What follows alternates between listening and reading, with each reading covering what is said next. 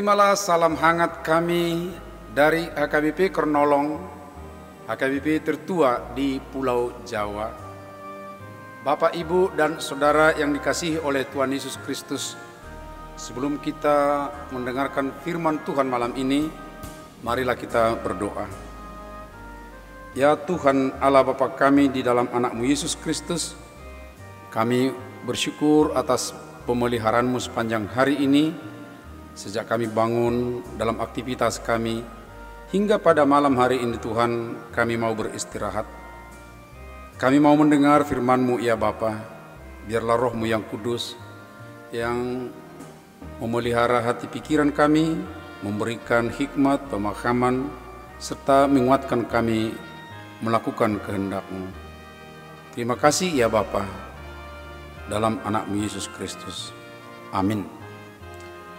Firman Tuhan bacaan pada malam hari ini sesuai dengan Almanak HKBP adalah dari 1 Samuel 4 ayat 1 sampai 14, dan yang menjadi ayat pembimbing adalah dari ayat 3 dan 5. Mengapa Tuhan membuat kita terpukul kalah oleh orang Filistin pada hari ini? Marilah kita mengambil dari Silo tabut perjanjian Tuhan, supaya ia datang ke tengah-tengah kita dan melepaskan kita dari tangan musuh kita. Segera sesudah tabut perjanjian Tuhan sampai ke perkemahan, bersoraklah seluruh orang Israel dengan nyaring sehingga bumi bergetar. Memberhalakan benda. Tidak jarang terdengar, bahkan terlihat, sisa anggur saat perjamuan kudus, berlomba orang untuk mengambilnya dan meminumnya, dengan pemahaman bahwa anggur itu punya khasiat khusus karena sudah ditahbiskan di gereja oleh pendeta, atau sisa air yang dipakai untuk pembaptisan. Juga ada yang berebut mengambil air itu, kemudian membawa ke rumah, lalu dipakai entah mengurapi apa saja, sebab menurut mereka air itu sudah beda dengan air yang biasa. Demikian juga ada yang mempercayai minyak tertentu lalu dibuat mengurapi rumah, tempat usaha, dan ladang. Umumnya mereka berkata, melalui atau di dalam benda itu sudah ada Tuhan atau kuasa Tuhan, sehingga otomatis benda itu punya kuasa yang boleh dipakai melawan berbagai jenis musuh atau bala. Demikian halnya saudara-saudara yang terjadi dalam nas bacaan malam ini.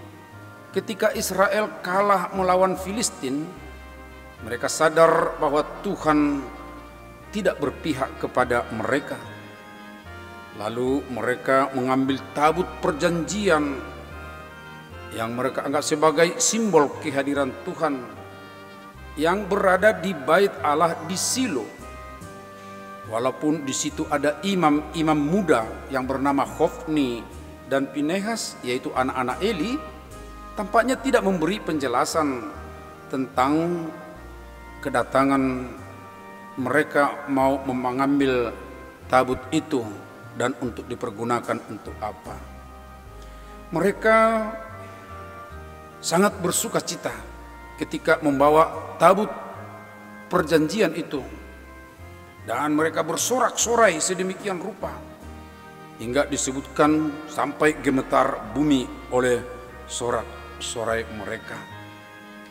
Tetapi pada keesokan harinya datang orang Filistin menyerang mereka, dan Israel kalah besar, serta orang Filistin bisa mengambil tabut perjanjian itu.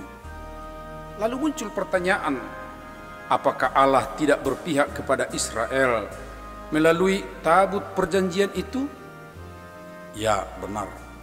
Memang Allah tidak berpihak kepada mereka yang menggeser objek iman yang seharusnya kepada Allah yang hidup itu menjadi kepada benda yang mati, atau yang seharusnya kepada Allah lalu mereka mempercayai tabut perjanjian sebagai yang punya kuasa. Dan ketika membuat benda menjadi berhala mereka, sesungguhnya mereka di sini sudah salah. Karena itulah mereka tidak diberi kuasa oleh Tuhan memenangkan pertempuran.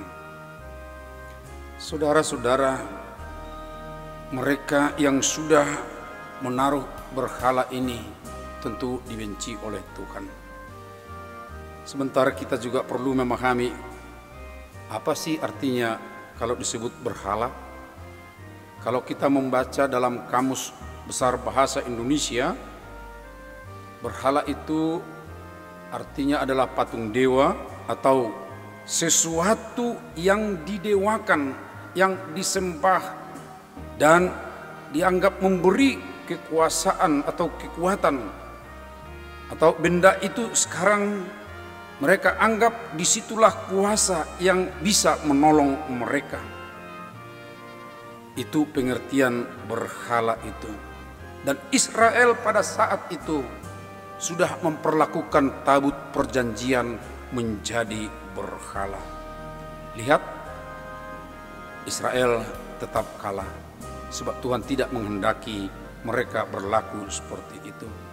Walaupun mereka bersorak-sorai ketika mereka mengangkat tabut perjanjian itu sampai ke perkemahan mereka, tetapi karena Tuhan tidak berkenan atas perlakuan mereka yang membuat benda sebagai dewa ataupun berhala, lalu mereka tidak ditolong atau dimenangkan oleh Tuhan. Ingat, kuasa Tuhan tidak pernah dipisahkan dengan dirinya sendiri. Sesuatu benda boleh saja memang jadi punya kuasa, seperti tongkat Musa misalnya, atau tabut itu sendiri, bahkan ada juga api, tetapi itu tidak bisa dipisahkan dari Tuhan. Benda itu adalah alat yang disuruh oleh Tuhan dipakai. Ketika itu terpisah, tabut atau benda itu dengan Tuhan, maka benda itu sesungguhnya tidak ada apa-apanya. Karena itu, sobat renungan malam Shalom, jauhilah dirimu dari penyembahan atas benda atau sesuatu di luar Tuhan, sebab itu adalah tindakan menyembah atau meyakini berhala. Periksa kembali, mana tahu ada, sadar atau tidak, aktivitas dan usahamu berbaur dengan keberhalaan. Walaupun itu mungkin dengan benda-benda yang biasa dipergunakan di lingkungan ilahi. Amin. Mari kita berdoa. Terima kasih Bapa. Pada malam hari ini kami diingatkan, walaupun ada benda-benda yang biasa dipakai di lingkungan peribadahan, tetapi ketika itu kami percaya dalam bendanya itu ada kuasa-Mu dan terpisah dari-Mu, sesungguhnya itu adalah tindakan berhala atau tindakan menyembah berhala. Ampuni kami jika selama ini ya Tuhan berlaku seperti itu. Memahami benda-benda tertentu mempunyai kuasa yang bisa menyelamatkan, yang bisa beri kuasa kepada kami. Dan ke depan ini Tuhan, biarlah kami semakin teguh kepada kuasa-Mu, kepada Tuhan sendiri. Sebab dengan demikian Tuhan akan bisa memakai apa saja, entah itu benda apa, menjadi alat untuk memenangkan atau untuk mendatangkan yang baik bagi kami. Terima kasih ya Bapa. Saat kami beristirahat malam ini, lindungilah kami, beri kami kekuatan yang baru, sehingga segar besok untuk melakukan tugas-tugas kami. Kami serahkan hidup kami ke tangan-Mu Bapa, hanya di dalam anak-Mu Yesus Kristus. Terpujilah Engkau. Anugerah Tuhan Yesus Kristus, kasih setia Allah Bapa, serta persekutuan dengan Roh Kudus menyertai kita malam ini sampai selama-lamanya. Amin.